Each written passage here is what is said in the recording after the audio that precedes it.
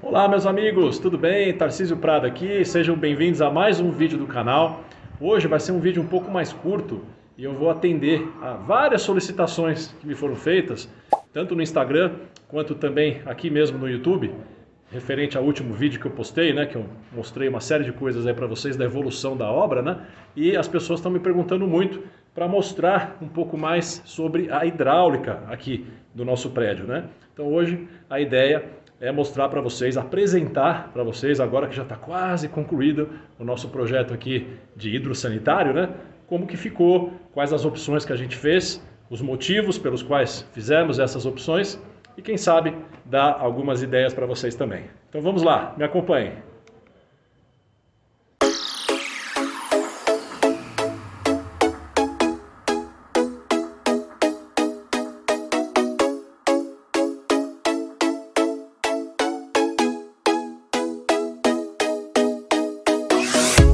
Então vamos começar pela rua, que eu quero mostrar para vocês os hidrômetros e quantos hidrômetros que nós temos.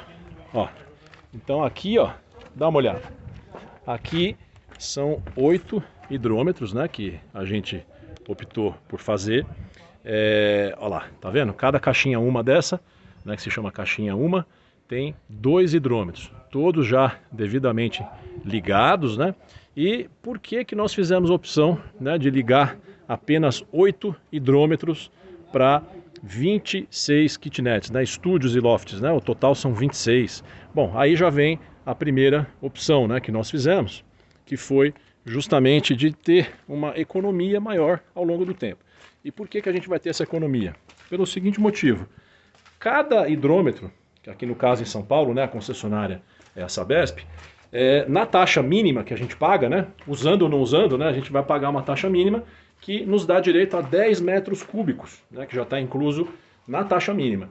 E aí, fazendo a conta, eu cheguei à conclusão de que se eu tivesse 8 hidrômetros ligados em 8 caixas d'água, e em cada caixa d'água entre 3 e 4 unidades, né, 2 caixas d'água vão atender 4 unidades, muito provavelmente a gente vai ficar quase sempre dentro da cobrança de taxa mínima em cada um dos 8 hidrômetros.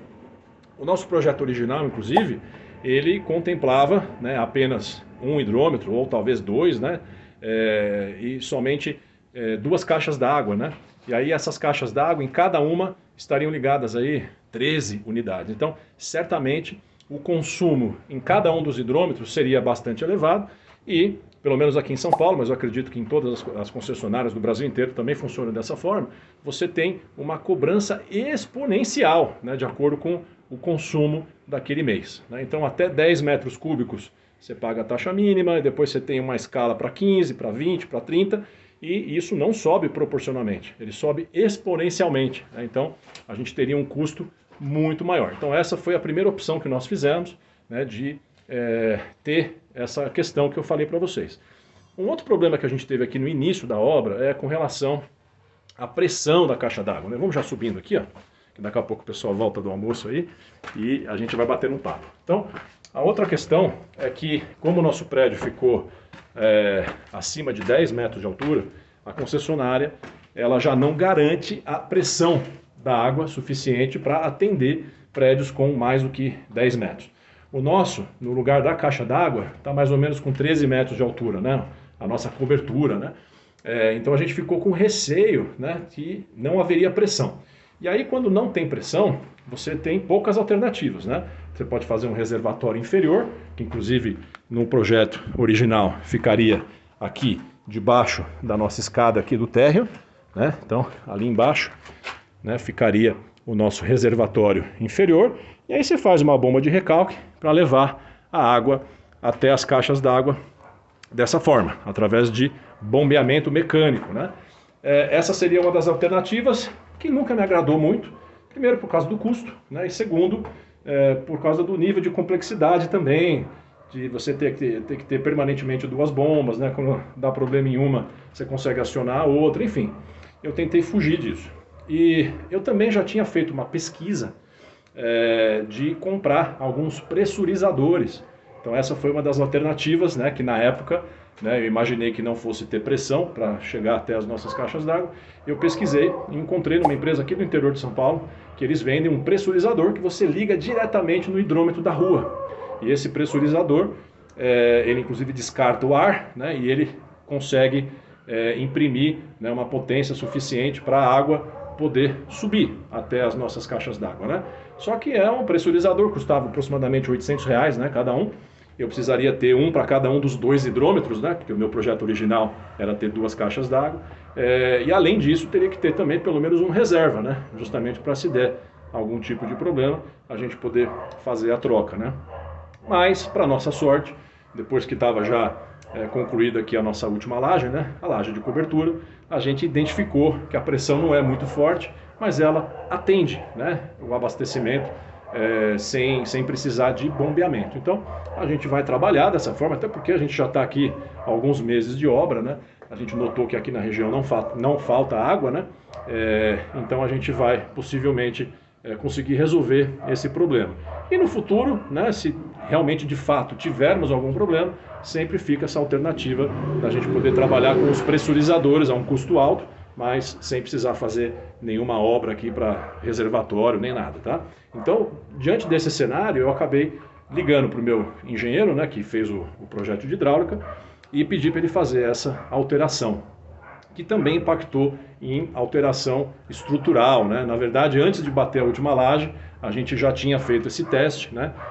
E aí eu tomei a decisão de trabalhar com 8 caixas, porque aí eu passo a ter uma economia que, pô, vai se traduzir em valores bastante significativos, né, ao longo dos anos aí. Então aí eu mudei tanto o projeto estrutural para poder absorver as 8 caixas, né, como também o projeto de hidráulica, né, que no final das contas para a gente acabou ficando muito mais interessante. E também tem uma outra questão, né, pelo menos aqui em São Paulo, acima de 8 hidrômetros você precisa desenvolver todo um projeto, né, isso aí gera um custo elevado junto à própria concessionária, né, para ela poder te atender, né, de forma individual com essa quantidade acima de 8. Então, 8 é a quantidade permitida, né, sem necessidade de projeto, é a quantidade que para mim vai ser perfeita aqui para o meu empreendimento, pela quantidade de estúdios e lofts, né, que eu vou ter ligado em cada caixa que eu já expliquei para vocês, para não passar do mínimo, né, que eu já tenho direito, e se passar, vai passar muito pouco, né? Então, vamos lá para o nosso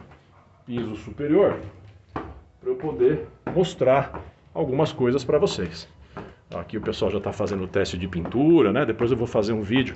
O pessoal está me pedindo muito também para falar sobre a minha pintura de bicamada, né? Totalmente mineral, né? Que eu espero não ter problema de manutenção tão cedo, né? Com esse revestimento aqui no prédio, na área externa, né? Depois eu vou fazer um vídeo sobre isso. Mas agora então vamos subir na nossa cobertura para mostrar como é que está a nossa hidráulica lá.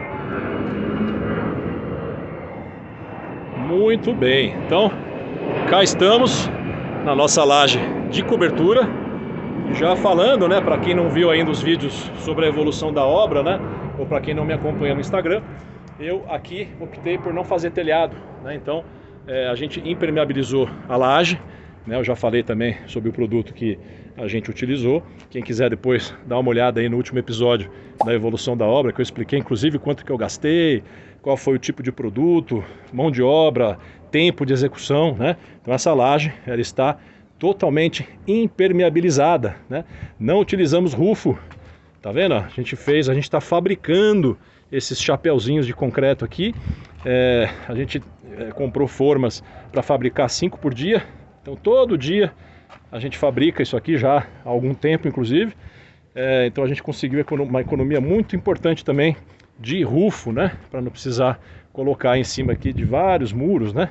Essa daqui é a nossa fita do nosso para-raio. Hoje instalaram ali, tá vendo? O nosso piloto, né? A luzinha que fica aí ligada à noite aí para o nosso para-raio. Mas hoje o vídeo é sobre a hidráulica do prédio. Então, gente, olha só que coisa linda, olha só que coisa linda. Então são 8 caixas d'água, só falta ligar o ramal nos hidrômetros, né, que vai ser feito hoje à tarde ainda, e aí a partir de amanhã a gente começa a encher essas caixas d'água aqui para fazer o teste final, né, de estanqueidade, né, saber se não tem nenhum vazamento. Então isso tudo vai ser feito de hoje para amanhã. Mas olha só que bacana, cada caixa d'água, como eu disse para vocês, né, leva um ramal para cada kitnet, né, para cada estúdio, para cada loft. Tem algumas caixas d'água que vão atender 4 unidades e outras vão atender 3. Então, ó, dá uma olhada, essa daqui vai atender 3. Tá vendo ali, ó? Ó, as flanges, né? Para 3 unidades, tá vendo? E algumas, como eu também já tinha explicado, vão atender 4, né? Você vê que aqui eu tenho os registros individualizados, né? Para cada apartamento. Você vai ver depois que eu vou mostrar para vocês lá embaixo que cada apartamento tem o seu hidrômetro, né? A gente adquiriu hidrômetros para poder fazer a leitura individualizada aqui de todos eles. E aqui, ó, vou continuar mostrando aqui para vocês. Olha só como é que ficou. É bonito de ver, né? Olha só quanto cano aqui, né? Aqui tem o que a gente chama de... Tem gente que fala respiro, tem gente que fala suspiro, né? Que é para evitar ar, né? Ó, tá vendo? A caixa d'água com a boia também já ligada. E eu já vou mostrar algumas outras coisinhas para vocês aqui. Ó, essas são as caixas d'água que vão atender 4 unidades. Tá vendo? Ó, tem uma saída, né, para cada kitnet, para cada estúdio.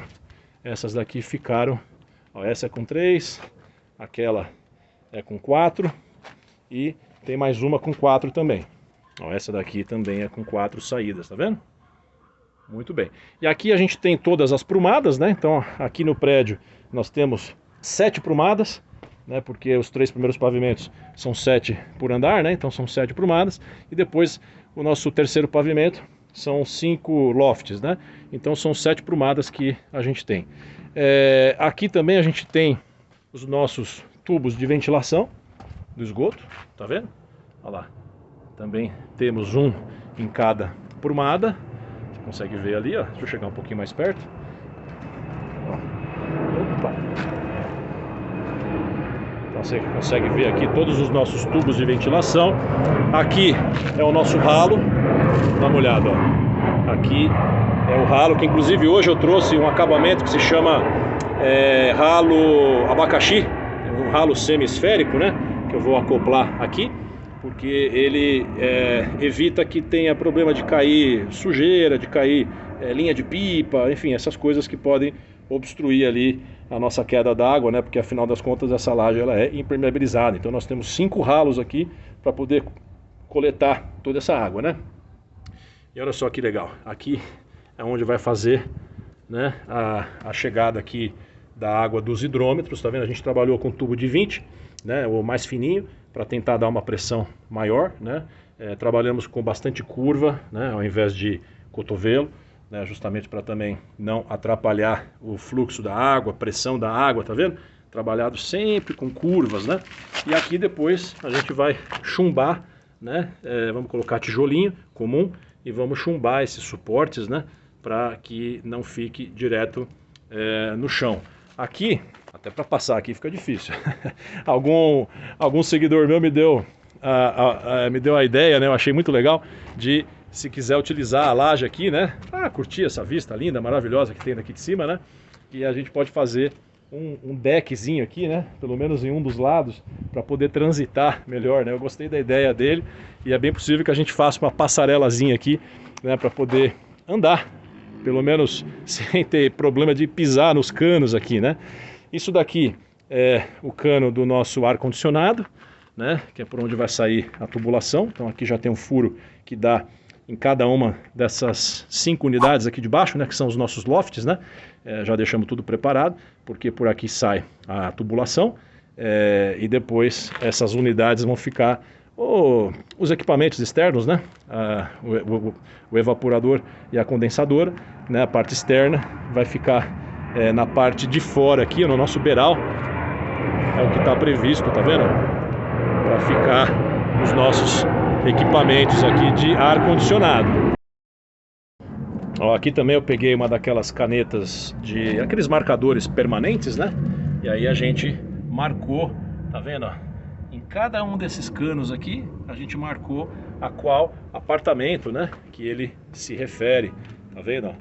Apartamento 32, ó, terceiro andar, acho que dá pra ver, né? E é um marcador permanente, então a gente marcou em 2 locais diferentes, que é para não ter problema de perder essa marcação, né? Ó, desse lado aqui a gente tem também os tubos de ventilação das nossas áreas de serviço, né, que são outras prumadas, né, que a gente tem. Ali em cima você vê toda a parte de drenagem para fazer limpeza da caixa d'água. E eu acho que ficou um serviço realmente muito bem feito, bastante profissional, né? E aí as pessoas também me perguntaram: ah, Tata, vale a pena fazer projeto de hidráulica? E vocês estão vendo aqui, né? Sem projeto ficaria bastante confuso, né? A gente com o projeto você tem uma economia bastante grande, você tem o dimensionamento correto aqui das bitolas, né? Do encanamento, para você não ter problema de falta de pressão, para você evitar aquilo que acontece muito quando você tem caixas d'água compartilhadas, né? Que é o caso aqui, né? Que é você não ter problema de falta de pressão quando os 3 chuveiros estão em uso na mesma caixa d'água, por exemplo, né? Então, tudo isso é feito um dimensionamento, né, por um engenheiro que estudou para isso, né? Então, obviamente, eu sugiro que acima de uma determinada quantidade de apartamentos, é muito importante que você tenha, sim, o seu projeto. E ainda na execução, a gente acaba sempre fazendo uma adaptação aqui, né, se aproveitando da experiência do encanador também, para poder fazer algumas adaptações para melhorar. E agora eu vou mostrar para vocês lá embaixo, lembrando que aqui, se eu tiver algum problema com algum inquilino, né, a gente tem a possibilidade, né, de desligar os registros de água aqui também, tá vendo? Porque se ele tivesse a conta direto com a concessionária, não é isso que acontece? Se deixa de pagar, a concessionária vai lá e desliga a água, né? Então, a gente sabe que dependendo do tipo de contrato que você vai escolher, se é um meio de hospedagem ou se é um contrato pela lei do inquilinato, você tem que tomar um pouco de cuidado com isso, né? Tem que tomar muito cuidado, aliás, para você não ter problemas jurídicos depois. Porém, é óbvio que eu tenho essa possibilidade, né? Porque o registro interno de cada unidade a gente não tem acesso, né? Com o inquilino dentro, com a pessoa morando.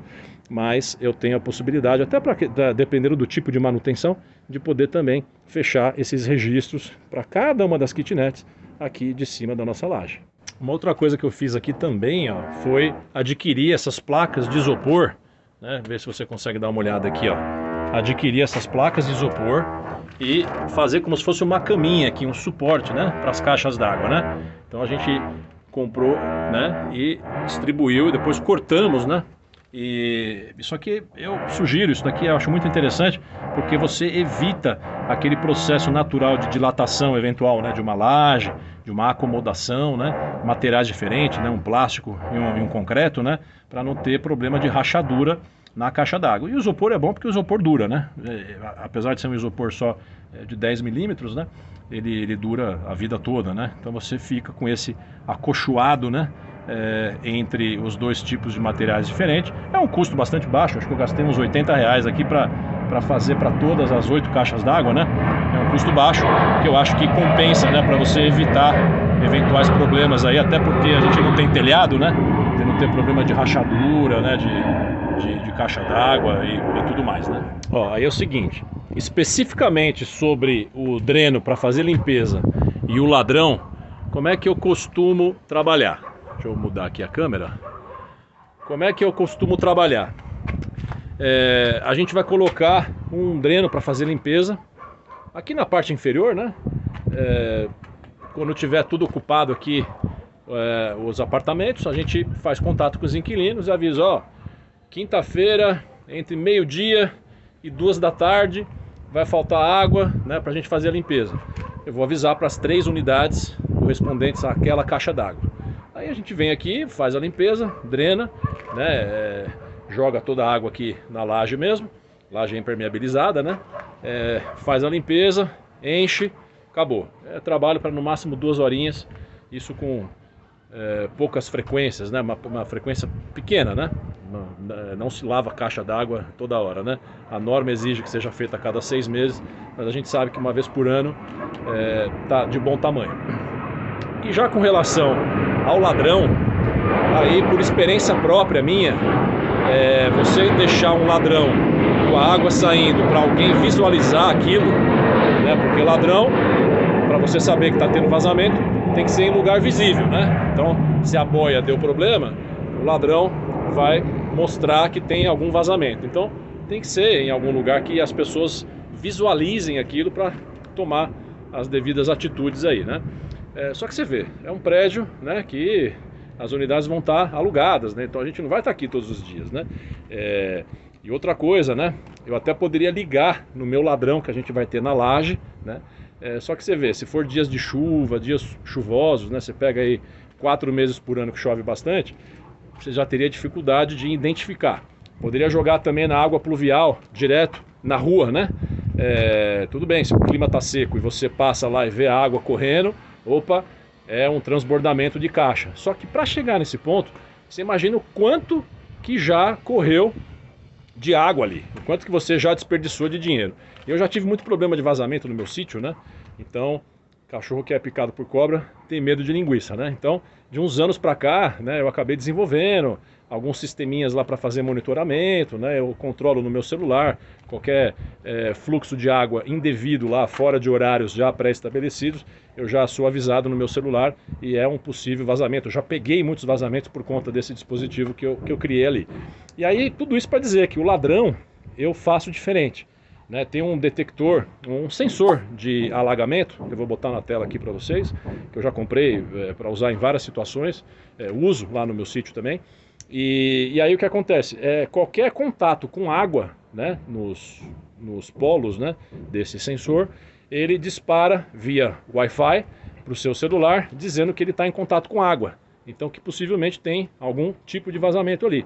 E como eu já vou ter o Wi-Fi aqui também, né, que vai atender essas unidades aqui de cima, a gente vai trabalhar com a tecnologia Mesh, né, que pega aí um raio de 30 metros, né, de transmissão de dados em altíssima qualidade, né? Então fica muito fácil para mim trabalhar com um sensor Wi-Fi aqui na nossa cobertura, né? Sem problema nenhum. A questão elétrica, porque eu preciso de um ponto de energia para ligar esses sensores, também não tem problema nenhum, porque dá uma olhada, ó. Hoje mesmo a gente precisou instalar, né, esses pilotos aqui, né, do nosso para-raio, tem ponto de energia passando aqui, a gente tem também toda a parte elétrica, ó, tá vendo, ó, que alimenta, né, tanto as nossas os conduítes, né, que alimentam aqui as nossas TVs coletivas, né, que a gente tem algumas prumadas aqui que a gente vai colocar um cabo coaxial para atender essas antenas coletivas, né? Então eu já tenho aqui os conduítes, né, chegando. Eu posso trazer energia para cá também sem problema nenhum, assim como já fizemos lá pro nosso piloto ali do para-raio. Então fica muito tranquilo para mim, né, conseguir para eu trazer para cá um ponto de energia para cada caixa d'água e ligar esse sensor de alagamento. E aí como é que eu costumo fazer? E aí depois de pronto eu mostro para vocês também lá no meu Instagram. Eu costumo pegar um cano de esgoto de 100 milímetros, né? E aí coloco aquele capzinho, né? Porque o meu sensor ele precisa ficar abrigado da chuva, porque senão a cada chuva que der, ele vai detectar que tem água e ele vai disparar no meu celular, né? Então eu preciso cobrir ele, né? Ele tem que estar em lugar coberto. E o meu cano do dreno entra diretamente dentro desse cano de esgoto de 100. Então qualquer falha que tiver na minha boia, a água vai para o ladrão, que por sua vez vai encher, né, esse recipiente aí, né, esse cano de esgoto aí de 100, e dentro do cano vai estar o meu sensor, né? Então ele automaticamente, sempre que ele disparar, ele quer dizer que o vazamento está acontecendo, está começando a acontecer naquele momento. Então não tem desperdício nenhum de água. Então se você pegar o custo desse sensor, que gira aí em torno de R$80, R$90, você compra cada sensor. E se você pensar que ao longo dos anos você pode sim ter problema com boia, afinal são 8 boias aqui, você no final das contas tem uma economia muito grande. Sem contar a paz de espírito, né, de você saber que qualquer tipo de vazamento você está detectando online. E o legal desse sensor é que se ele não estiver funcionando, você também consegue perceber pelo celular, né? Porque se ele estiver offline, se estiver queimado, sei lá, qualquer problema, né, que dê, você consegue saber também que ele não está transmitindo. Então você vai lá e troca o sensor, ele é barato, é um sensor baratinho, quer dizer, custo-benefício, né, acaba compensando bastante. E esse modelo que eu uso, ele é muito interessante também, porque você não precisa de hub, né? Porque tem muitos sensores aí que você precisa de um hubzinho, né? E o hubzinho que vai se conectar, né, com o seu Wi-Fi. Esse não, esse já conecta direto com o Wi-Fi, é bem interessante. Então fica aí essa dica, e também é desse jeito que a gente vai estar trabalhando aqui com a questão de ladrão, para detectar possíveis problemas, defeitos e vazamento de água, né? Então eu vou começar aqui pelos lofts, né? Então esse aqui é um dos lofts. Então eu vou começar mostrando para vocês aqui a nossa área gourmet. Então aqui são 5 lofts, cada um com a sua respectiva área gourmet, né? Então aqui dá para você enxergar todos os 5 lofts, né? Então aqui na área gourmet a gente tem a seguinte composição, né? Então aqui é a saída de água, né, para o nosso tanque, e a saída de esgoto para ele, tá vendo ali, ó? E aqui a saída para nossa máquina de lavar. Aqui é um ralo, né, que vai atender toda essa área aqui, né? A gente vai colocar uma grelha, né, para poder coletar parte da água também, porque dependendo do volume de chuva, né, um ralo só é pouco. Então a gente vai aumentar essa coleta dele utilizando grelha. E aqui foi uma caixa de gordura que a gente colocou para uma pia que a gente vai colocar aqui, né, aquele ponto de água e esse ponto de saída de esgoto para essa pia que vai atender a churrasqueira, né? A churrasqueira vai ficar aqui, né? Em princípio, pelo menos, ela vai ficar aqui desse lado, e aí a gente consegue ter essa área gourmet toda resolvida aqui. Lá embaixo eu vou mostrar para vocês que a gente tem 7 prumadas também de caixa de gordura, que são caixas de gordura de 42 litros, né, que a gente colocou para atender todas as 26 unidades. E temos também, além dessas 7 caixas de gordura, que vão atender as cozinhas, né, a gente vai ter mais 5 caixas de gordura, uma para cada área gourmet, especificamente para essa área aqui das churrasqueiras, né? Então são caixas que você está vendo, né, que são caixas de 9 litros, né? Aquelas caixas pequenininhas, né? Tipo uma caixa sifonada, né, que vocês estão vendo aí, mas ela é uma caixa de gordura, tem uma redinha, né? E o contrapiso aqui vai subir bastante, né? Vai subir mais ou menos uns 5 centímetros, né? E tanto que o contrapiso aqui das nossas unidades internas, né, para ter um desnível aqui, vão ficar entre 6 e 7 centímetros, né? A gente vai fazer um enchimento com argila, né, para não deixar tanto peso assim na laje, né? E já estava previsto, né, que a gente vai ter esse desnível aqui. E aqui dentro a gente tem a saída aqui, a nossa prumada, né, passando por um shaft aqui no banheiro. Todos os banheiros aqui vão ter shafts, né? Afinal das contas a gente está trabalhando com alvenaria estrutural, né? Então a gente não consegue passar por dentro dos blocos, né? Então a gente faz aqui esse shaft, né, já previsto em projeto, né? Vai ficar dentro do box aqui, né? Aí aqui a gente tem toda a preparação também para vaso sanitário, né? Para o lavatório, né? Fica tudo aqui. E aqui os demais canos, né, que vão saindo lá das nossas caixas d'água, né, e descendo para atender todas as unidades, né. Aí aqui a nossa ventilação também, né. E aqui fica o nosso hidrômetro, que é o hidrômetro que a gente individualizou. Então cada kitnet, né, vai ter o seu hidrômetro. Aqui também vai ter um shaftzinho que vai até o teto, né. E nas kitnets você vai ver, né, nos estúdios, que diferente dos lofts, aí a gente tem um shaft por onde passa também a elétrica, né? E aqui vai ficar um shaftzinho somente para cobrir esse cavalete aqui, e deixar também uma portinha, uma portinha, né? Vamos deixar também uma portinha, uma janelinha lateral para poder acessar e fazer essa leitura, né? E a leitura, ela é feita pelo lado externo aqui, ó. Tá vendo, ó? Aqui a gente deixou essa janelinha, né, que a gente consegue fazer, né, essa leitura, tá vendo? Dá para ver direitinho ali. A gente fez vários testes, né? E depois a gente vai colocar um visorzinho aqui, né, de acrílico preto, né, porque vai ficar tampando, né? E aí depois, quando for fazer a leitura, basta você levantar ele aqui e faz a leitura desse hidrômetro, né? Então, em cada uma das kitnets a gente fez desse jeito. Tá vendo aqui, ó? Todos eles vão ter as suas respectivas leituras, né? E aí vamos descer agora aqui para pegar as unidades de baixo, que são dos estúdios, né? E aqui a gente fez a mesma coisa, só que aqui é por onde vai ficar também o nosso shaft da elétrica, né? Então aqui tem o shaft da hidráulica, né? E o shaft da elétrica, e aqui a gente também consegue fazer essa individualização da mesma forma que eu mostrei para vocês lá em cima. E aqui no banheiro, mais um shaft, né? São 2 shafts em cada apartamento, né? E aqui você tem já todos os canos de esgoto, né? O tubo de ventilação e os ramais de alimentação da caixa d'água, né? E aí aqui a gente tem também as áreas de serviço. Ó. Então aqui a gente tem também as áreas de serviço. Não são áreas gourmet, né? Obviamente aqui são unidades menores, né? Mas você tem também a área de serviço toda aqui, ó. O ralo, né? A entrada de água e a saída de esgoto, tanto para o tanque quanto para a máquina de lavar, não é isso? E aqui a gente vai impermeabilizar todos os pisos aqui de área molhada, né? Tanto aqui na nossa área de serviço, quanto também aqui no banheiro, ó. Tá vendo?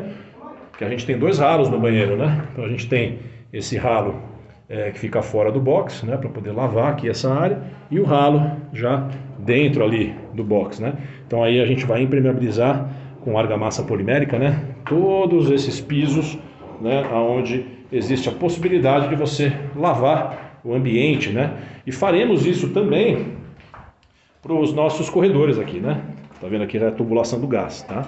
Depois a gente faz um vídeo também, assim que terminar de efetuar a ligação do gás, né? Só falta ligar a nossa casinha do gás lá, né? O nosso abrigo do gás, que dá para a rua, né? Que aqui é gás encanado também, entregue pela concessionária.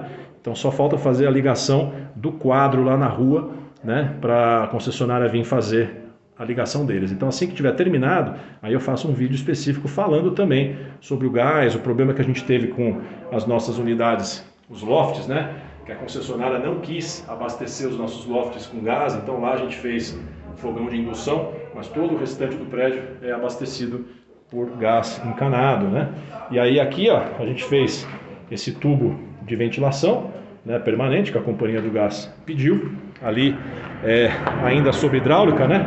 Aqui a gente tem a tubulação do ar-condicionado passando por aqui, né? Tá vendo? Vai ficar também debaixo do nosso ar-condicionado, do nosso contrapiso, né? E para essas unidades que tem sacada, né, virada para a rua, a parte externa aqui do ar-condicionado vai ficar na varanda, né? Então aqui por debaixo já passa todo o conduíte e também o dreno.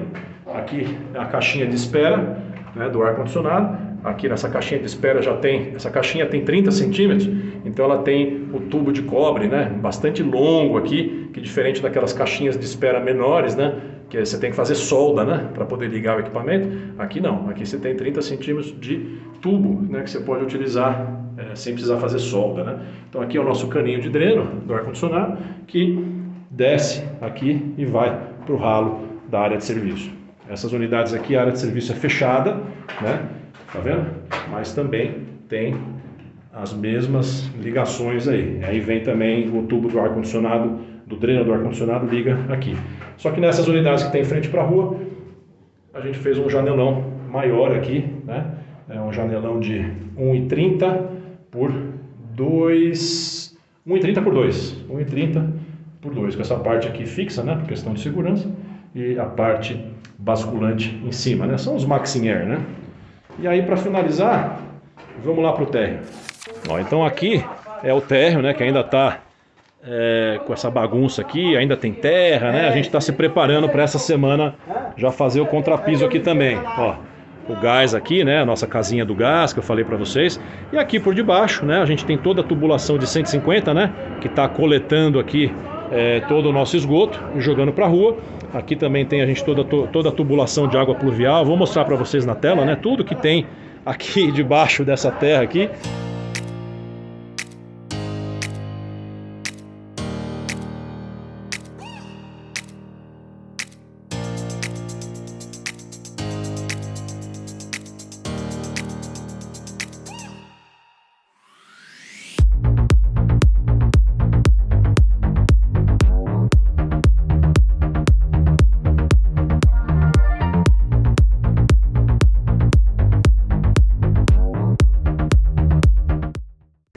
Aqui são as nossas caixas de gordura que eu falei para vocês, que são 7, né, dessas de 42 litros, né?